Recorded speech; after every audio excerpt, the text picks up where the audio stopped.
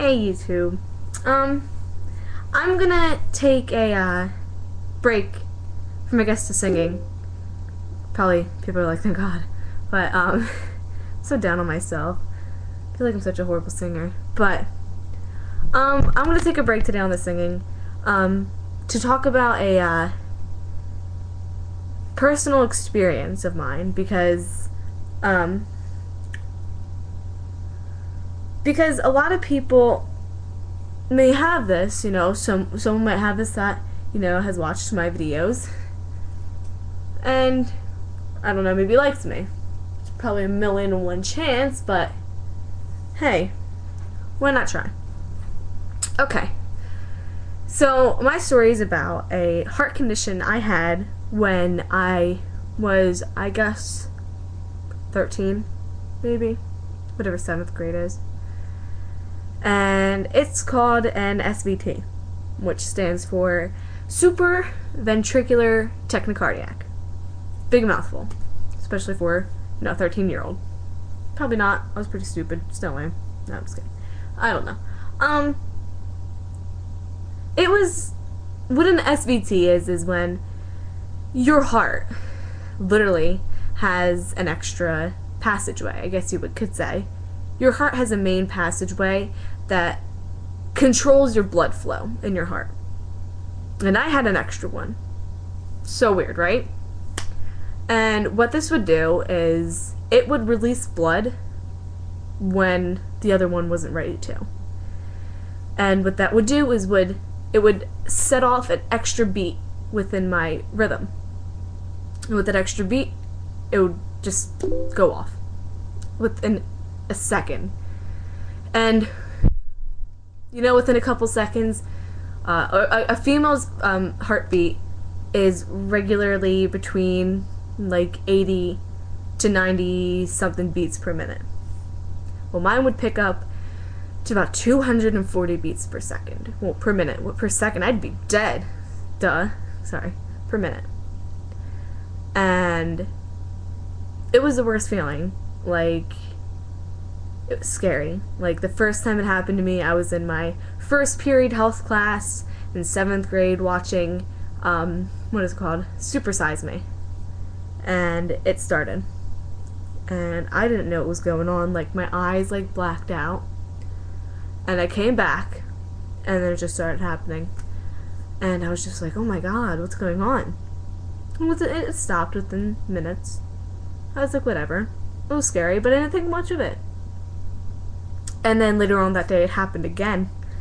Well, I was on the field playing soccer with my friend, and it just started going. I was just like, what is this? And I go up to her, I'm like, do you ever have this feeling where your heart just goes insanely fast, and you don't know what's going on? She's just like, no, I never had that before. And I'm like, what's wrong with me?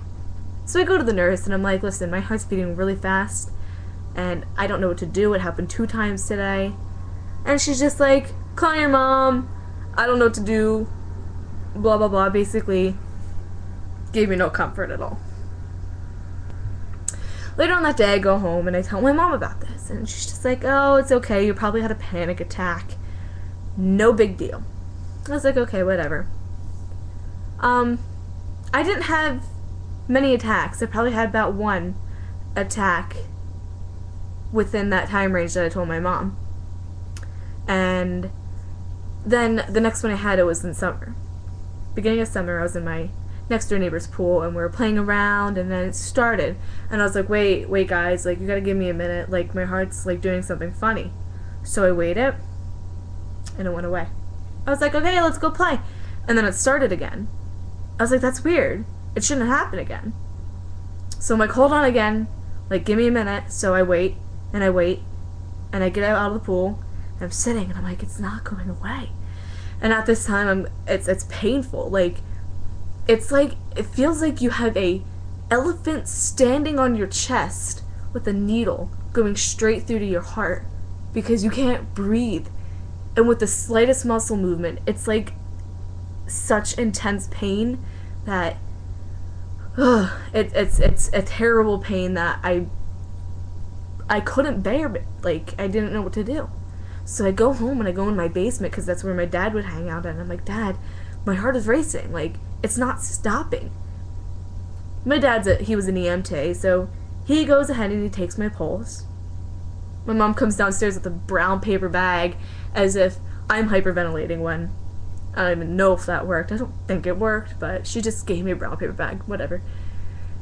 And then my dad turns to my mom and he was like, I can't find your pulse.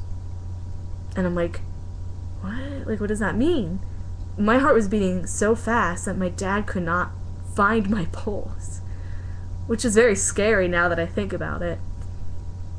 So we rushed off to the hospital, and you know, they hooked up stuff to my chest, and they just gave me this shot of this steroid, I guess is adenosine or something like that, which completely like flushed my body, put me in a relaxed state, in like a relaxed, numb state for like a half a second, and everything just went fine.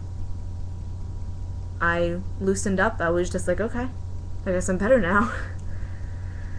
Well, they told me I had PAT or something like that in the beginning, and I had went to a few different cardiologists, actually. The first one, they told me that I shouldn't have an ablation, and she said the ablation wouldn't be good for someone like me. I was like, okay. We went to a different one. Now, this doctor really encouraged my ablation. She really wanted me to get it. She was really nice. Then she left. We didn't know where she went. She just got up and gone. And then, lo and behold, I found this amazing cardiologist, Dr. Nadine Nadan. Love her. She told me what she would do. She told me I was perfect for this. And you know what? I was absolutely scared. I didn't like the idea of being drugged out of my mind and staying awake during this procedure. Did not want to do that. And you know, a lot of you out there, this is why I'm making my video, a lot of you out there are probably stuck between this, you know, this huge decision to get it or not to get it. And I know a lot of you are scared. Like, even if you haven't had this talk with your cardiologist, or even haven't even seen a cardiologist yet, and you're thinking you're like lost and you have no hope in yourself because this thing just won't stop and it's ruining your life. Like, I couldn't drink caffeine, couldn't have chocolate, I couldn't bend over, I couldn't be tickled, nothing. Like, everything I would do would bring this SVT upon myself, and it was terrible. Couldn't run, couldn't play sports, you know, and I was just like, well, what am I supposed to do? So, a lot of you are probably like, I don't know what to do. Like, I'm scared, you're upset, and you don't know what's going on. But when I met Dr. Nadine Nadan, I guess she convinced me in a way. She told me it would be okay, and that I shouldn't have anything to worry about. And she would give me time to think about it. And if I wanted to do it, they would set up the appointment, and I would have it. So about a couple months later, I had finally made my decision. I was going to get the ablation. Now, the ablation is basically, it's a catheter, and they first map out your heart, and they do that with what do they call it? I forget. EKG. And then they're supposed to heavily drug you because they want to keep you awake during the procedure so they can set your heart off. I did not want that to happen. I was so afraid, and I would not take the little cocktail drink they would give you in the beginning to calm you down. Didn't want to do anything like that. I was so afraid.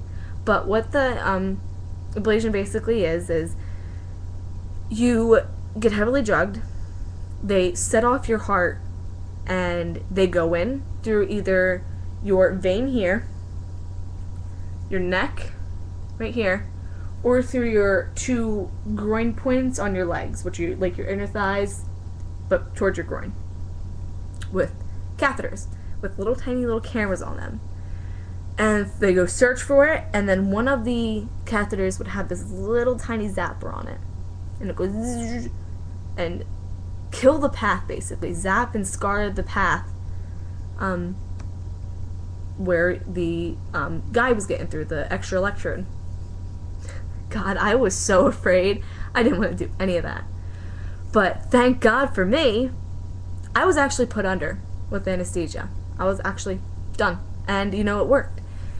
The thing with me, though, they thought they had found the path on the left side of my heart. But it wasn't there. And one of the catheters wouldn't fit through this vein. So they had to reset it all. And then they went through my neck, which I have a little scar right here. They still stayed in my legs. And they went up. And it was on the right side. So they were zapping it and zapping it and zapping it. And she told my parents that she zapped it about 16 times. And she didn't know how much more she wanted to do because she was getting close to my aorta. At that point, she said I was going to zap it a few more times. She said she was going to zap it a few more times. And if it didn't work, I would end up with a pacemaker. Yeah, thank God I was knocked out. Like, I didn't want to hear this crap. So she comes back in, and she zaps it a few more times, and she gets it. I freaking love this woman. Like, if I could give her a big old hug right now, I would, but I haven't seen her in a while. And she gets them.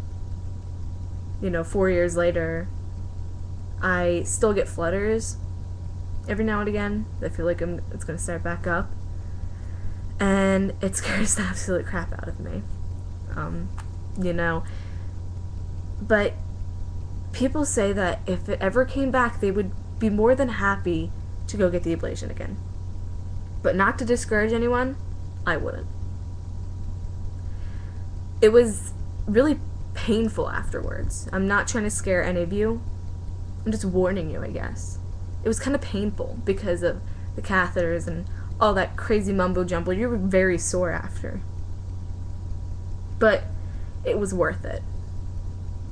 But I don't know if I would ever get it again. Hopefully I won't ever have SVT again. Could come back when I get pregnant, which would suck because I wouldn't know what to do. You know, get the steroid, possibly hurt my baby. I don't know. But what I'm saying is, if you have it, go find a cardiologist. Go talk to your doctor and find your nitty-gritty, basically. You know, I'm happy I did it.